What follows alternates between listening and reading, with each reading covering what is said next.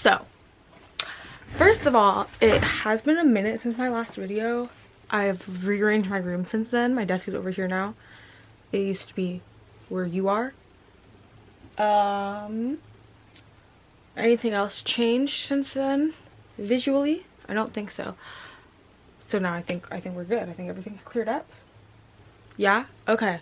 So this used to be popular like 2 years ago maybe on BookTube, and I've seen like some reels of it, some TikToks of it since, but I don't see a lot of YouTube videos about it anymore.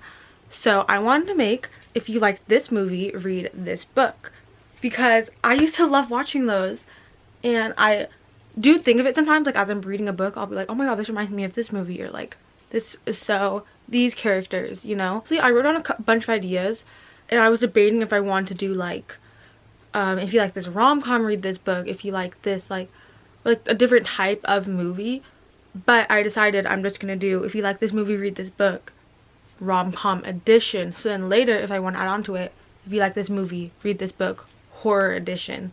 Even though I don't watch horror movies, so that's probably never gonna come out. But if you want like comedy or like coming of age, what other movies, action, I have some of that. Really anything besides horror, because I don't watch horror movies, so I wouldn't be able to give an accurate opinion on that. Anyways, let's talk about romance. That's what we're here for anyways. So my first book, I don't own a physical copy of. I don't know why. Anyways, if you like How to Lose a Guy in 10 Days, you need to read You Deserve Each Other by Sarah Hoggle. Because if you haven't read You Deserve Each Other, it's about this married couple, and they both are just not feeling it anymore and like want a divorce, but neither of them wants to be the one to take just a divorce. So instead they start having like a prank war to try to get the other person to divorce them. And it's just so funny because they're both trying to get the other person to leave, but then as they're doing all these stupid pranks on each other and like trying to piss the other person off so bad, they're falling back in love. And by the end of the book, they don't want a divorce anymore. They're in love again. And that just reminds me of How to Lose a Guy in 10 Days, because obviously, if you've seen that movie. Oh, also, this can totally go both ways. Is another reason I always like this video idea, because it also can work if you like this book, read this movie, if you haven't seen some of these. Oh yeah, How to Lose a Guy in 10 Days, it's, you know, Ben Barry, and he wants to get this deal so bad, and his task is to make a woman fall in love with him in 7 days. I think he had, or maybe they both had 10. I feel like he had less time than her. I don't know why. Maybe I think they both had 10 actually. In 10 days before the actual proposal / pitch happens for the thing, because you know he wants a project. And Andy Anderson, her task is to make a guy leave her in 10 days because she's writing a newspaper article, How to Lose a Guy in 10 Days, hence the title. Yeah, they both happen to pick each other as like their person for their task. So all this crazy stuff she's doing, it's not phasing him at all, because he needs this to work out. So he's just being like the most weirdly understanding guy ever. It's like no normal guy, no normal person should be putting up with this. Like she was being crazy. Like second date, she like redecorated his apartment, like stuff where it's like, okay, you can get the hell out. Like you should put up a personal boundary to avoid that happening type stuff. And that's, yeah, that movie is so funny, and so is the book. Next we have To All the Boys I Loved Before. If you like that movie or those movies, read The Upside of Falling by Alex Light. This book is so cute. It's like a YA romance about Becca and Brett. Becca, as you can see, is a little book girly. She has divorced parents, so she's afraid of love, whereas in To All the Boys I Loved Before, Regina has a dead mother, so she is afraid of love because she just remembers the pain of losing her mother and doesn't want to lose anybody else. So they have like that kind of matching theme. And Brett over here, I wouldn't say he's exactly Peter Kavinsky coded, but he is a little bit. Yeah, it starts similarly where the fake dating thing is his idea. The book and the movie have a lot of similar themes without being carbon copies of one another. Like, have you ever read a book and it's sounds just like a movie where you know you've seen all this before or you've read all this before and it's like, I would sue for this. No, this is To All That Was Love Before vibes without being like, I feel like once it's pointed out to you, you can't unsee it, but I don't think you would see it while you're reading it. So they're different. Similarity between this movie and this book, I would say, is really just the fake dating premise and how it started. Okay, it started with like a surprise kiss at school, like LJ with jumping Peter's bones on the track, and Brett just kissed her in the hallway in front of this girl that she was lying to. So they start out the same, but they definitely don't feel like carbon copies of each other. So I feel like if you enjoyed All That Was Love Before, you'll definitely enjoy this book. And if you enjoyed this book, you'll definitely enjoy All That Was Love Before. Okay. So, oh my god, I totally forgot to say, I went to Wallow's Thursday night. I went to Sacramento night 1, and they came on so late. They didn't come on until, what was it, 10:40 I think, and they were supposed to come out at 8:40. So they played us 2 extra songs though. It was so fun. It was quite honestly the best night of my life. That was the most fun concert I've ever been to. Oh, it was lit, bro. I had so much fun. Everybody was so nice, except for these 2 girls in the line. I left to go get water, and I was coming back trying to find the people I came with. And these girls in line are like, or not in line, in the pit. I was like, excuse me. The one girl just didn't turn around, so I thought she didn't hear me. But her friend looked right at me and like was kind of side-eyeing me, but I figured like it's just because the angle she's standing at, you know. Turned around, I assumed she's gonna tell her friend like, hey, can we scoot over a little bit so she can get by? No, just turned around. And I was like, that's rude. That's all I said. And the girl behind them was like, I'm sorry about them, they've been acting up. And I was like, oh, can I go over through here? And they're like, yeah, of course. But yeah, they were rude for no reason. Anyways, that was very off topic, but that concert was so fun. I spent all my money on this hoodie, but it's so nice and I love it. The next movie we have is The Holiday, one of my favorite holiday rom-coms. It's so good, and the book I have for it is one of my favorite holiday books, Blame It on the Mistletoe by Beth Garado. So these books do basically follow the exact same like idea. In The Holiday, one of the women gets cheated on, and okay, so I'm doing a bad job explaining. In The Holiday, this American woman gets cheated on, and she's itching for a change, so she posts her house on one of these like house swap things, and this British woman, I forgot what her reason was for wanting to do the swap, but she had hers up. So anyways, they ended up switching around Christmas time, obviously, and while they're in these opposite destinations, this girl, oh, I think the British, because she was saying there's like no men in her town. I think she was looking to meet somebody. I think that's what it might have been. I could be wrong, I don't know. Anyways, so she wanted to, what am I talking about? Oh, so while they're in these opposite towns, the American woman is falling in love with the British girl's brother, and British girl is falling in love with American woman's friend. So you get to watch all that happen, and it's so funny and cute and just all around wholesome. And Blame It on the Mistletoe is essentially the same thing, except it's YA, so they're teenagers, and it follows Elle and Holly. Elle is our American girl. She's an Instagram influencer, and she's trying to hit 10k. I feel like it's more than 10k. Whatever, she's trying to hit a couple thousand before Christmas or New Year's, one of those two. She's trying to hit a couple thousand followers, and to do that she starts a new series, or a new like, yeah, a series I would say, where she's gonna pick somebody and they're gonna swap lives. And Holly basically follows her on Instagram and she's like, she has this annoying, shitty, nosy, arrogant ex-boyfriend who is like, I'm trying to think, because this reminds me so much of another movie couple. I don't know, but anyways, he's like, basically calls her boring and says how predictable she is. So she's like, F it, I'm going to America for Christmas. What? So she does. And yeah, they switch places, and basically Elle starts falling in love with Holly's best friend Fred, and Holly starts a little romance with Elle's brother Nick, and it's so good. It's so good. A lot of people I've seen read this like a little bit more recently, which usually they're older than me. I'm 15, if you didn't know that. They're like a little bit older than me.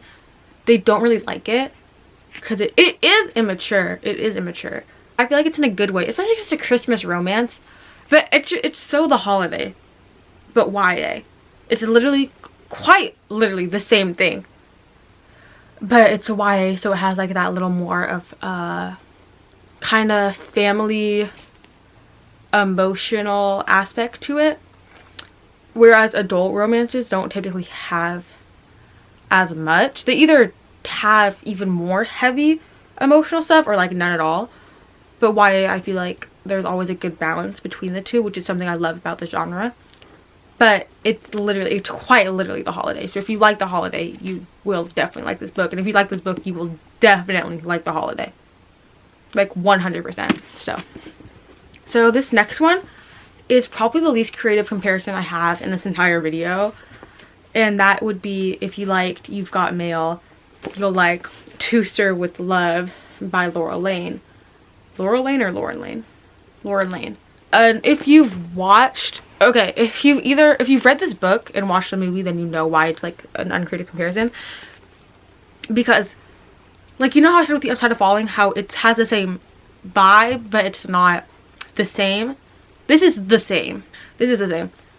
She has a champagne shop that has been in her family for a minute, and this guy keeps sending her letters being like, you should close, you should sell to us, like, you're not, this business is not taking off, girl, like, your sales have been the same for what, 40 years now? Psh, sell it. And she hates him just off that. She's never met this guy, but she hates him because he's trying to make her sell her shop. Why would she want to do that? And as you know, in You've Got Mail, she has a bookstore and he has a bookstore, but his is bigger and better and kind of a sellout bookstore, whereas hers has been her family for generations. And he's also trying to make her sell it. But in both books, they're both talking online to each other, and they're low-key in love with that online person. And I even think they have the same meeting where, like, they asked, or the girl wants to meet up and the guy gets there, sees who it is, and leaves, and then she just thinks she got stood up. I think they even have that same thing. So this one is a little bit on the nose, but it's cute. This was a really cute book. I think I read it in like a day. It's super short too. I think it's less than 300 pages. Yeah, it's less than 300 pages. Like, it's very short. And it was cute. It was all around good vibes. I don't honestly have any complaints about it that I can remember. Like, was it super memorable? No, but I remember enjoying it. I remember I laughed a couple times. I thought it was fun. So, and it's very much You've Got Mail, as previously stated. Like, they literally have the same exact, same story, different font. There you go. That's how I would describe it. Okay. Okay. Oops. That's not focused. Okay. Next, this is another book I don't have a physical copy of, so I'm gonna have to put a picture of it. But if you like The Proposal, you need to read Terms and Conditions by Lauren Asher. Now let me tell you why. The Proposal this is definitely more emotional than The Proposal, I would say. The Proposal is very like rom-com. No space, rom-com. This is like emotional com. you know, if you've read Lauren Asher, I feel like most people have read the Dreamland Billionaire series, but if you haven't, then like they are your typical romance book with a side of emotion and drama and all that good stuff. Basically, in the proposal, it's this guy and his, I don't remember either their names, but Ryan Reynolds and that woman. Damn, I forgot her name.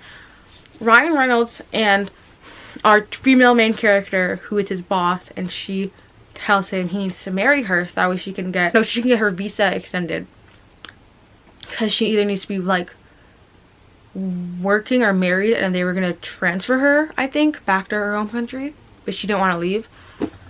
And terms and conditions, this follows what, fuck, the first book was Declan. This is Declan's book. So basically these three boys, or their grandfather invented Dreamland, which is basically Disneyland, and he just died, and he, in his will, he left them all like inheritance of the company, but they need to do these things before they can get it. And his is that he needs to get married and have a kid. I think it's married and kid, and he's trying to find a woman to marry him because he doesn't have time for this whole falling in love nonsense. He wants the inheritance. That's all he wants. That's all he cares about is the inheritance. So he has his assistant Iris trying to find somebody for him, and she finds a woman who's willing to marry him for like a year or two, have one kid, that's it. And then she will, like, they're paying the person to do it, but last second the girl cancels. The girl like backs out. I can't do it. So Iris, because she just loves her assistant job so much, she wants Mr. Kane to be successful, I guess. She really just wants the best for this guy. So she's like, you know what, whatever, I'll marry you. I'll do it. I'll sign the papers. It's fine. It's done. And that's what she does. And in both the movie and the book, you see a series of comedy because they both low-key hate each other. I mean, Iris and Declan, it's not so much mutual, more so like Declan is just kind of an ass all the time, and Iris doesn't put up with it. Whereas the proposal, they both hate each other. Anyways, yeah, terms and conditions, you watch them like kind of get through this little fronts they're both putting up and fall in love. Same thing in the proposal, where they like, the more they hang out and more they meet each other's families, they start to like each other more and really appreciate each other for who they are. Yeah, if you like Marriage of Convenience, you'll like, and you haven't for some reason seen the proposal or a terms and conditions, watch and read because you'll love it. They were very funny. And I'm not even a big Marriage of Convenience person myself, but I like both this movie and this book. So if that tells you anything. Next comparison, this one is another one that the author literally said the book is based off of this movie. So it's pretty, this is also a new release. But if you like Ferris Bueller's Day Off, read While We're Young by K.L. Walker. This is, you can literally see like the car, and it's Ferris Bueller's Day Off in Philadelphia, basically.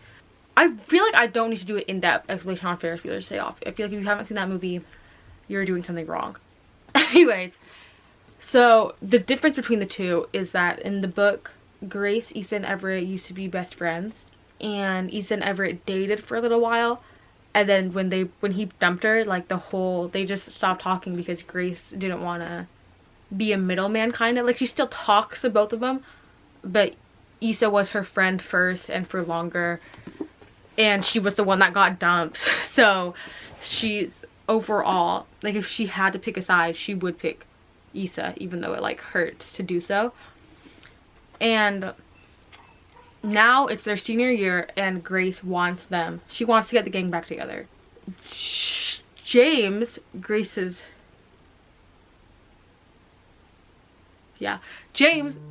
brother, knows that Grace is up to something, and he wants to know what, because he used to hang out with them a lot too, and him and Grace don't talk as much anymore. And I personally feel like they were so mean to James this entire book. I don't know, I feel like they were mean to him. I really fuck with James. James is kind of me. Maybe that's why I feel like they were so mean to him. But yeah, I don't feel it. I love James. Yeah, it's really just all lighthearted fun. The romance is definitely more of a side plot, as it is in Ferris Bueller's Day Off. Except the only difference is in the book, the romance will hit you in the face at the end and become way more like, it goes from background to foreground in the last like 20% or 10%. It even has a parallel of the scene in Ferris Bueller's Day Off where he sings at the parade because what the hell was her name? But because the girl says that she hasn't seen anything extraordinary today, and he gets up there and sings, and he's like, I'm gonna put this scene in actually. It's one of my personal favorites, and I'd like to dedicate it to a young man who doesn't think he's seen anything good today. Cameron Fry, this one's for you. But yeah, that scene is recreated in here between James and James's love interest, which I won't say because it'll spoil it. So, oh, never mind, it literally says on back. Between James and Issa, and it was so cute. It was so cute. I was screaming. Ah, it was so cute. Okay, this last one I wasn't, okay. So, this last one I wasn't sure. Come here. Browse. Okay. Whatever. This last one I wasn't sure if I was going to include in here because it's not entirely a romance. But if you like, can you stop it? Look at this dog, bro. Lock. Eyebrows. Okay. Whatever. If you like Enola Holmes, you need to read Stalking Jack the Ripper. Because this is the same kind of mystery romance side plot vibe where like she's dead set on solving the mystery and he's kind of in love with her from day one, but obviously she doesn't see it. And it gives me the same energy as Enola Holmes where you're like, oh! And he's so hot. He's so hot. And you just, because obviously as a third party consuming the media, you can see that he's in love with her and she doesn't see it. But like, you know, here you can't do anything about it because you're not in the story, and it's that same vibe. Although except in this one, I think they do get together in this book, in the first book. It's a 4-book series, BT dubs, if you didn't know. But yeah, it gives me that same energy and I eat it up every single time. It's so cute. And hi, come here.